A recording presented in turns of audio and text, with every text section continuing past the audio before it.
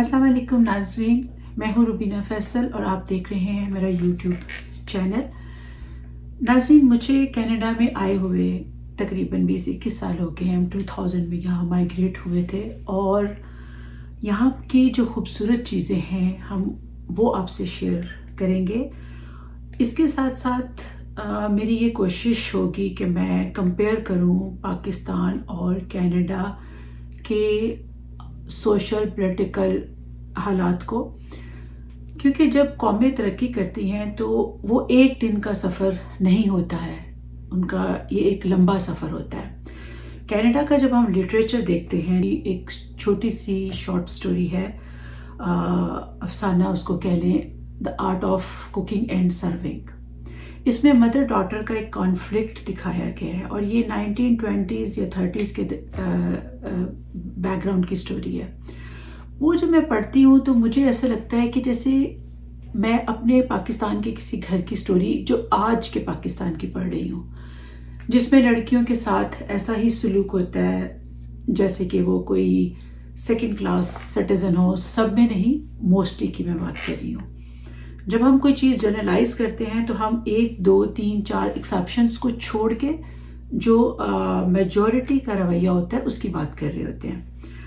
तो मैंने उस स्टोरी में जब ये महसूस किया कि वो बिल्कुल उस ज़माने में कनाडा तो आज के पाकिस्तान जैसा है, तो मुझे लगा कि क्या ऐसी चीज़ें हैं जो कनाडा में हुई होंगी तो आज कनाडा यहाँ पर खड़ा है, जिस और तरक्की याफ्ता मुल्क और दुनिया में रहने के लिए बेहतरीन जगह बन चुका हुआ है।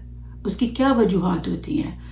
अगर वो अपने माशरे को वहीं का वहीं छोड़ देते, जहाँ पर ह्यूमन राइट्स इक्वल नहीं हैं, जहाँ पर नस्ल की बुनियाद पे, ज़ात की बुनियाद पे या जेंडर की बुनियाद पे डिस्क्रिमिनेशन की जाती है, अगर कनाडा को आज वहीं छोड़ दिया जाता तो ये वहीं पे खड़ा होता, फिर इसमें दूसरी तरक्की भी ना होती जो कि अब है।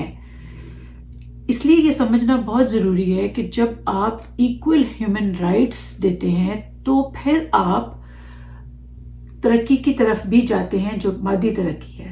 ऐसे नहीं है कि अगर आप किसी को ह्यूमन राइट्स की बात आप समझ ही नहीं रहे हैं और आप ये एक्सपेक्ट कर रहे हैं कि वो मुल्क तरक्की करेगा, तो ऐसे नहीं हो सकता।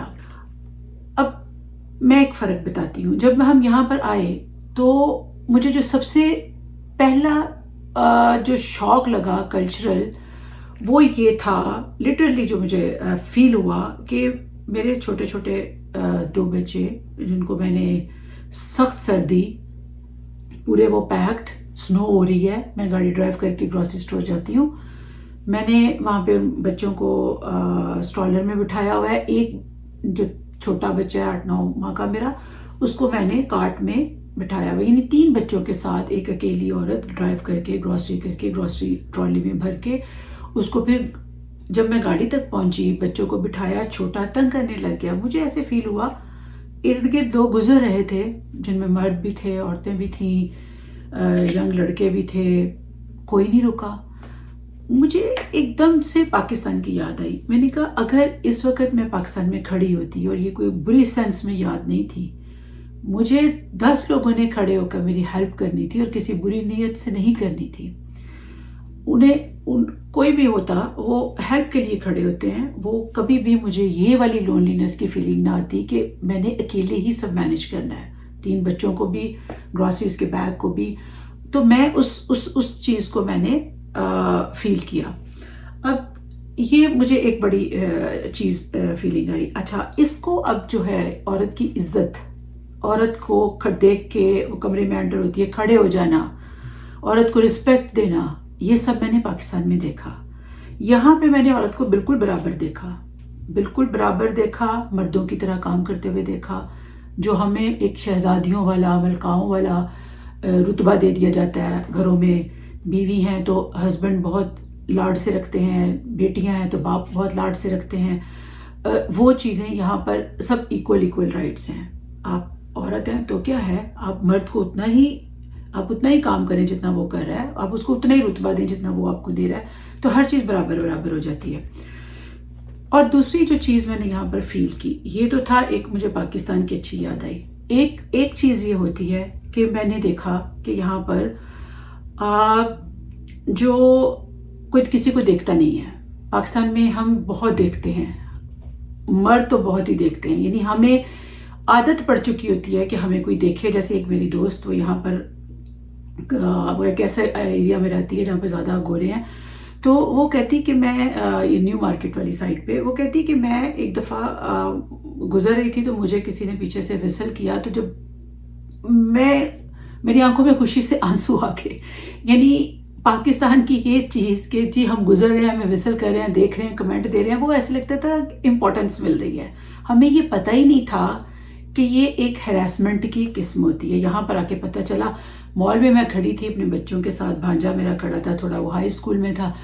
ایک لڑکا گزرا، اس نے پنکھ شنک بنائے ہوئے تھے بالوں کے، وہ جیل لگا کے جو کھڑا کرتے ہیں. میں نے کہا یہ تو میں اس کو دیکھ رہی. میرے بھانجے نے مجھے کہا کہ اب کیوں آپ خالہ اس کو دیکھ رہی ہیں؟ میں نے کہا وہ اس نے اتنی محنت کی ہے، اسی لیے کی ہے نا کہ ہم دیکھیں. تو اس نے کہا اس نے اس لیے نہیں کی کہ آپ اس کو دیکھیں، اس نے اس لیے کیا کہ اس کو خود کو اچھا لگتا ہے. مجھے پھر یہاں سمجھ آئی کہ یہ جو دیکھنا رک کے، اور یہاں پہ ایکسیڈنٹ ہو، کچھ ہو، کوئی کچھ کر رہا ہے، کوئی کسنگ کر رہا ہے، کوئی کیسے کپڑے پہن کے گھوم رہا ہے، کوئی کسی کو نہیں دیکھتا. یہاں سے مجھے پتا چلا کہ ہیراسمنٹ کی بھی کئی قسمیں ہیں جو ہمیں ہمارے کلچر میں اتنی حد تک اندر تک جا چکی ہیں کہ ہمیں فرق ہی نہیں محسوس ہوتا کہ یہ کوئی ہیراسمنٹ ہے. ہم سمجھتے ہیں کہ یہ نارمل بات ہے. اب جیسے یہ تو چھوٹی بات میں نے بتائی. اب بڑی بات یہ ہے کہ جب آپ بازاروں میں وہاں جاتے ہیں، آپ کوئی عورت، کوئی بچی، میرا نہیں خیال کہ وہ اس پروسیس سے نہیں گزری ہوگی. نیلم احمد بشیر کا ایک افسانہ گلابوں کی گلی ہے، وہ بڑی اچھی ترجمانی کرتا ہے. اس میں یہ ہے کہ آپ گزرتے ہیں، آپ کو ٹچنگ، نظروں سے دیکھنا، فضول فکرے کسنا، اور اپنے آپ کو ایکسپوز کر کے دکھانا. اب یہ یہاں کے بچے امیجن بھی نہیں کر سکتے. اب مینار پاکستان میں جب واقعہ ہوا اور سب لوگوں نے اس پہ شور مچایا اور انہوں نے کہا یہ لڑکی ہے ہی ایسی کہ اس کے ساتھ یہی ہونا چاہیے تھا، میں اس لڑکی کے ایشو پہ ابھی نہیں جاتی. میں صرف یہ بات کہتی ہوں کہ اس انسیڈنٹ کو لے کے ہم یہ بات ضرور کر سکتے ہیں کہ ہیراسمنٹ کیا چیز ہے. یہاں پر اب اگر کوئی لڑکی ننگی کھڑی ہو کے سڑک کے اوپر ناچ بھی رہی ہوگی تو کوئی اس کو یہ نہیں سمجھے گا کہ چونکہ یہ اس طرح کر رہی ہے تو ہمارا سب کا رائٹ ہے کہ ہم جا کے اس کو ٹچ کریں یا اس کے ساتھ کچھ بھی کرنے کی کوشش کریں. وہ ایک کموڈٹی ہو گئی ہے جو کہ اویلیبل ہے to everyone. It's not like that. آپ ایسے نہیں کر سکتے. آپ کسی پروسٹیٹیوٹ کو بھی اس کی نو کے بعد ٹچ نہیں کر سکتے. یہ اس کی مرضی ہے کہ وہ کیا کرنا چاہتی ہے، کیا نہیں کرنا چاہتی. جس طرح ایک مرد کی مرضی ہے، اسی طرح ایک عورت کی بھی مرضی ہے. یہ والی چیز ہمیں سمجھنے کی ضرورت ہے، بہت زیادہ سمجھنے کی ضرورت ہے کہ یہ میں نے یہاں پر آ کر ہم لوگوں کو پتہ چلتا ہے کہ یہ جو دیکھنا، سیٹی مارنا، یہ کسی کو گھور کے گھر تک پہنچانا، یہ اہمیت دینا نہیں ہے. اس سے ہمیں یہ نہیں لگ رہا کہ آج ہم بہت خوبصورت لگ رہے ہیں. ہم باہر نکلتے تھے 10 کمنٹس نہیں آ جاتے تھے، ہمیں کانفیڈنس نہیں آتا تھا. تو یہ اسٹوری ایسے نہیں ہوتی.